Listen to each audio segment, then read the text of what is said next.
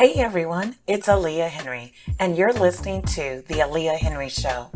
Expect to hear insightful interviews and panel discussions covering community, entrepreneurship, health, and women's empowerment. Don't miss out. Keep listening. The Aliah Henry Show is up next.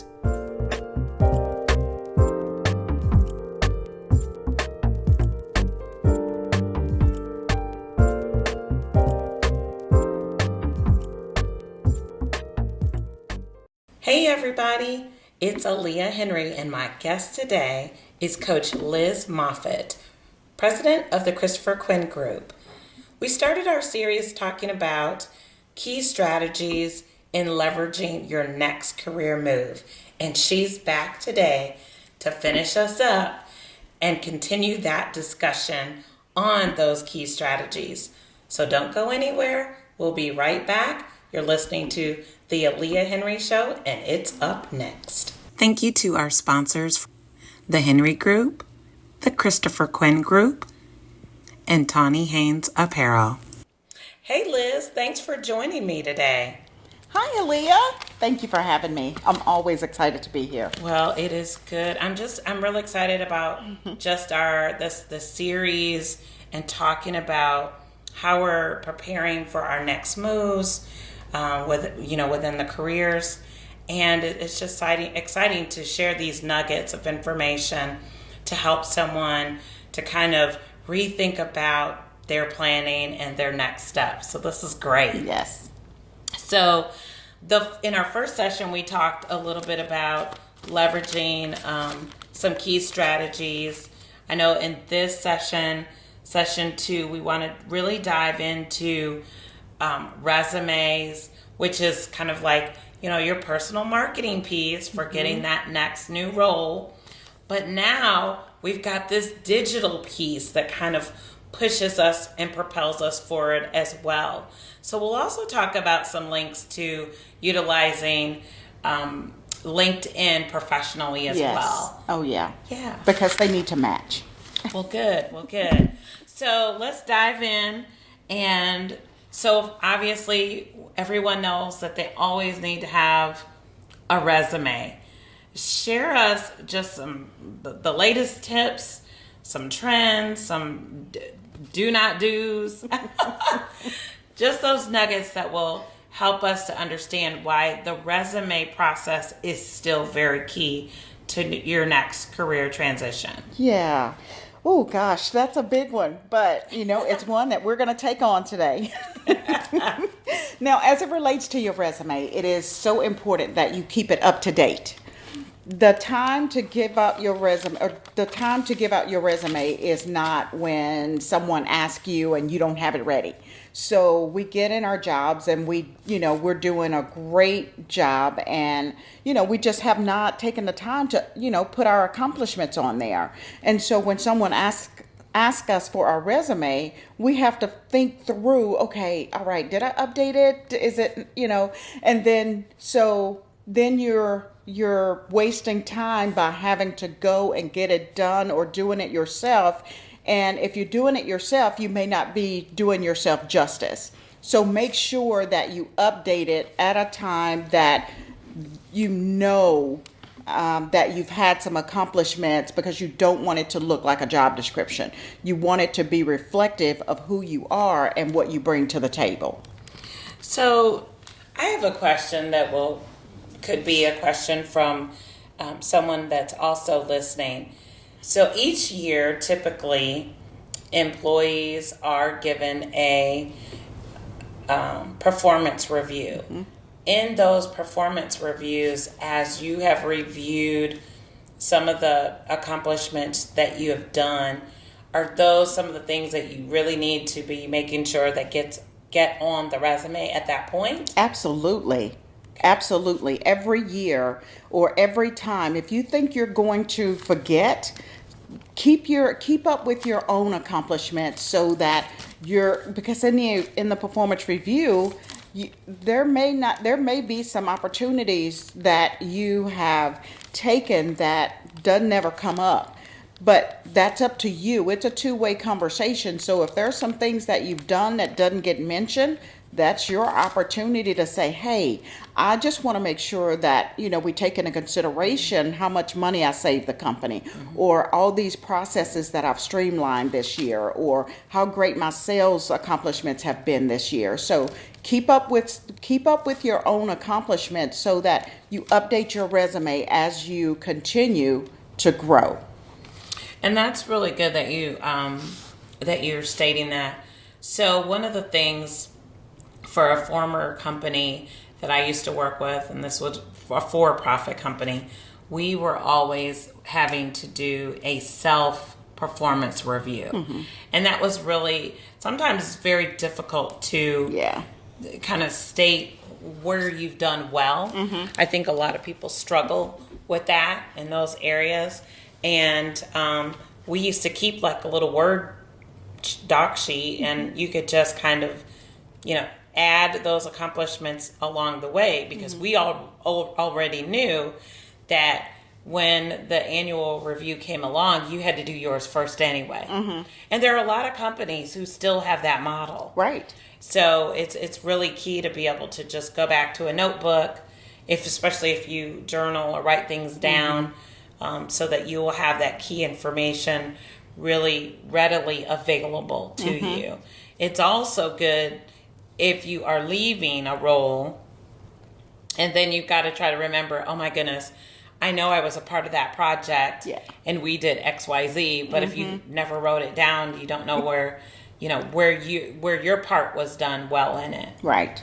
Okay. Right. Good.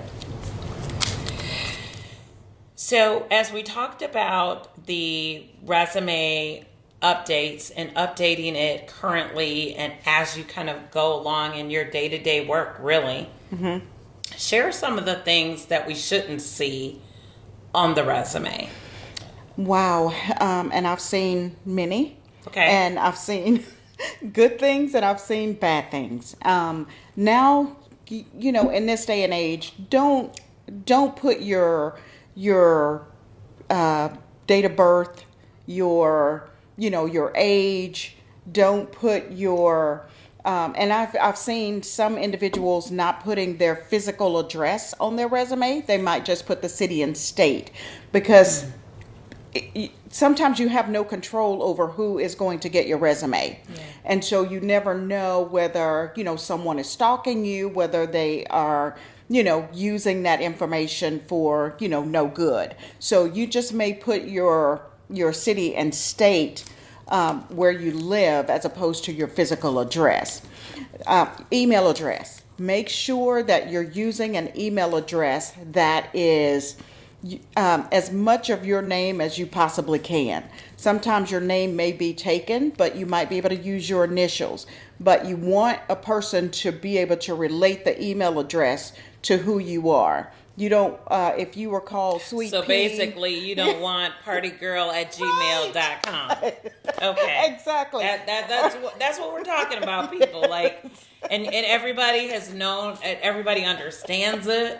Like, that is key. That's Absolutely. huge. Absolutely. So stay away from those email addresses that will put you in a dimmer light. You wanna stand out. And the more that they see your name, the better chance the better chance you have of getting that call or getting an email from a recruiter. That's good. And that's probably really good for our young colleagues. Yeah. That are coming in the field. Again,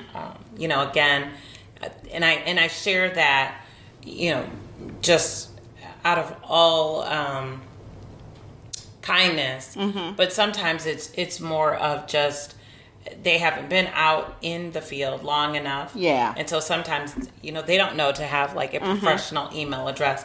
And, I've had some interns that they're sharing that some schools don't always give those soft skills training either. So that's great. That's good. Another thing is try to keep your resume to 2 pages. Okay. If you have more than 10 years worth of experience, then, I know it gets to be a little challenging, and you want someone to know that you have that experience, but there is a way that you can make sure that, you don't go beyond 2 pages, because sometimes as a recruiter, it's hard reading, 3 and 4 and 5 different pages on your resume. And there's no place to really focus because you've been in several industries, you've been in several different types of jobs. So you want to make sure that, and you may have to seek out a professional, someone who knows how to pull that information out of you to get the best on paper. Because again, your resume is you on paper, and your marketing piece. That one marketing piece that is going to make you look great. That's great. Also, I was going to ask you, because it's very challenging. If you've got 30 years of experience, Yeah.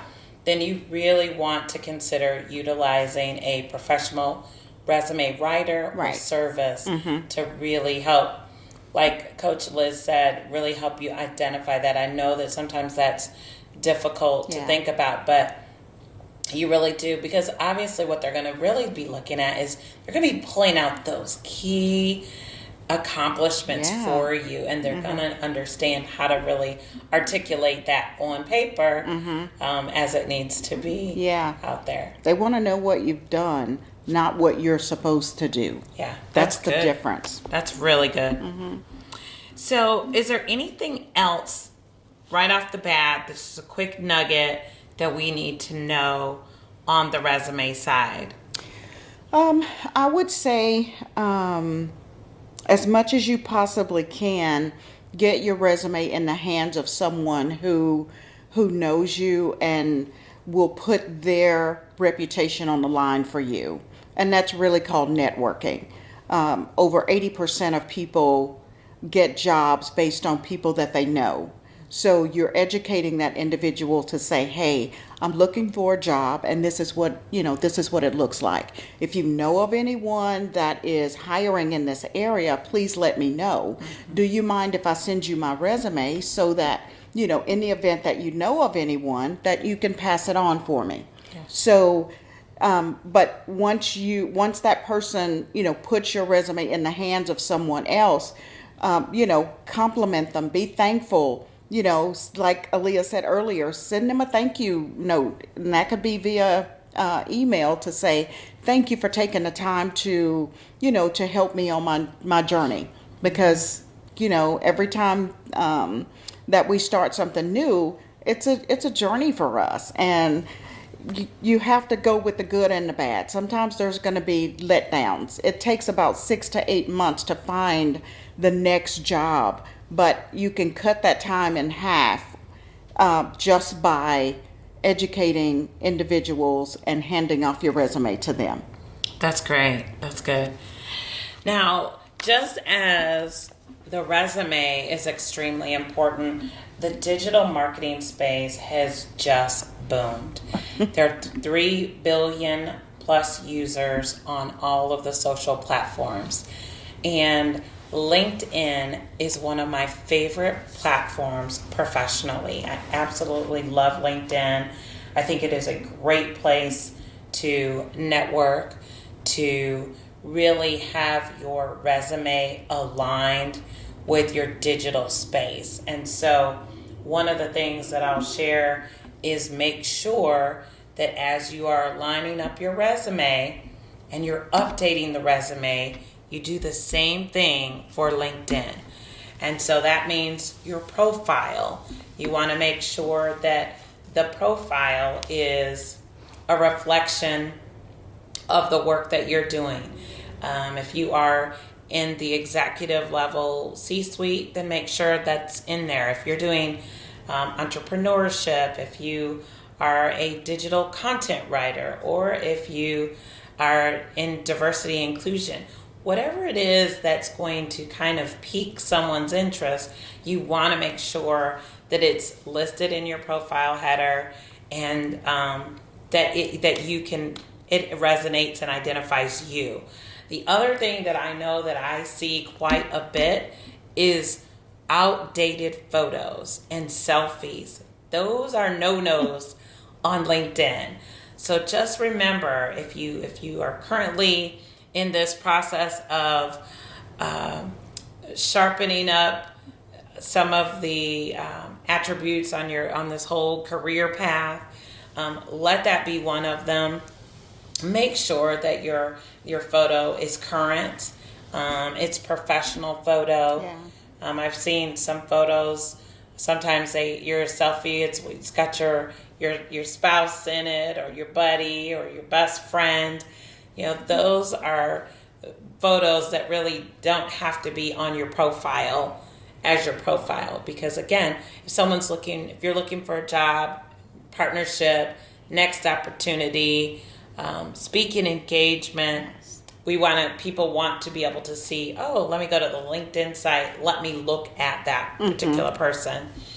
Because the other thing on that is that you can now utilize LinkedIn for direct job resources. So, when you can submit your resume right from your LinkedIn profile.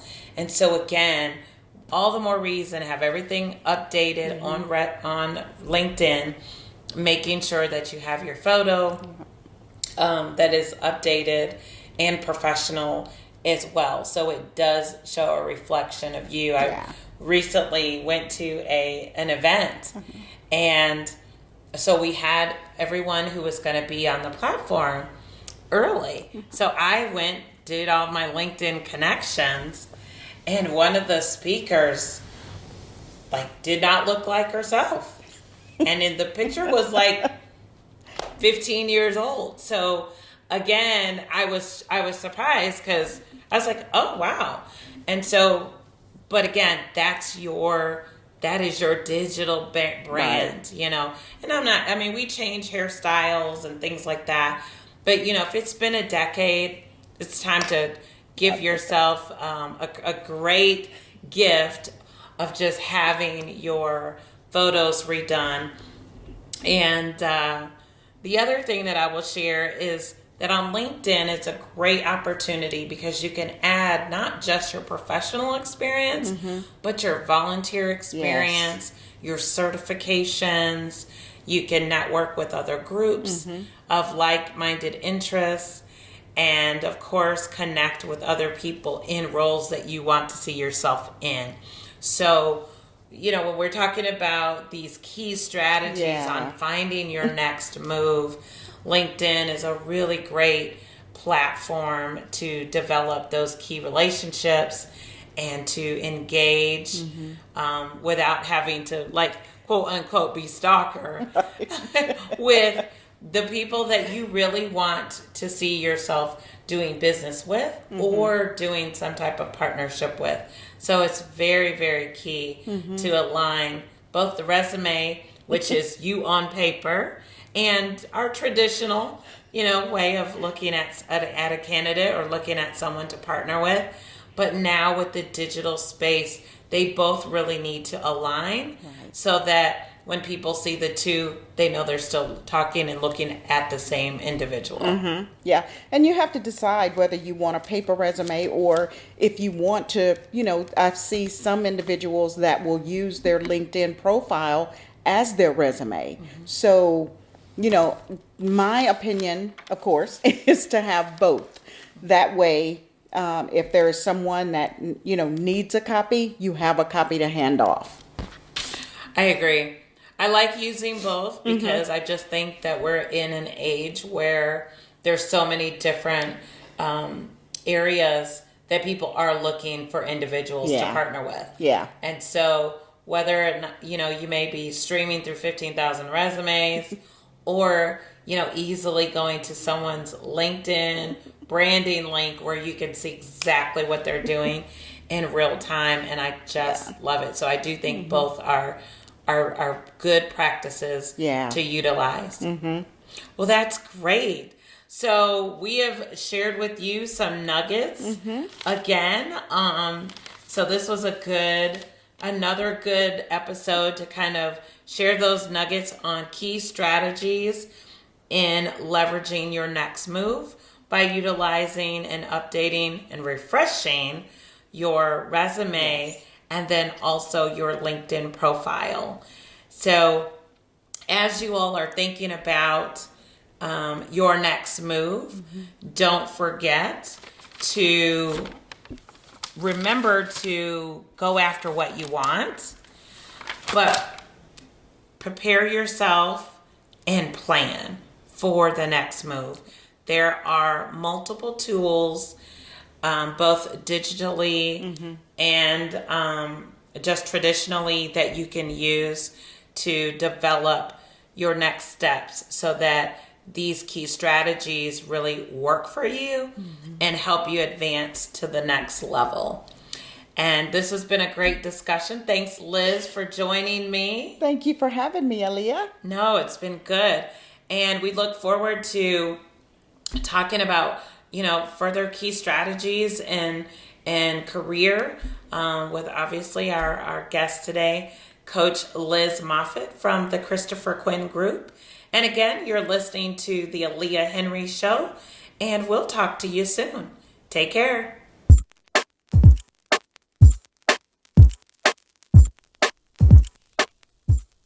Thank you for listening to the Aliah Henry Show. Remember, be bold enough to use your voice, brave enough to listen to your heart, and strong enough to live the life you've always imagined. See you next time.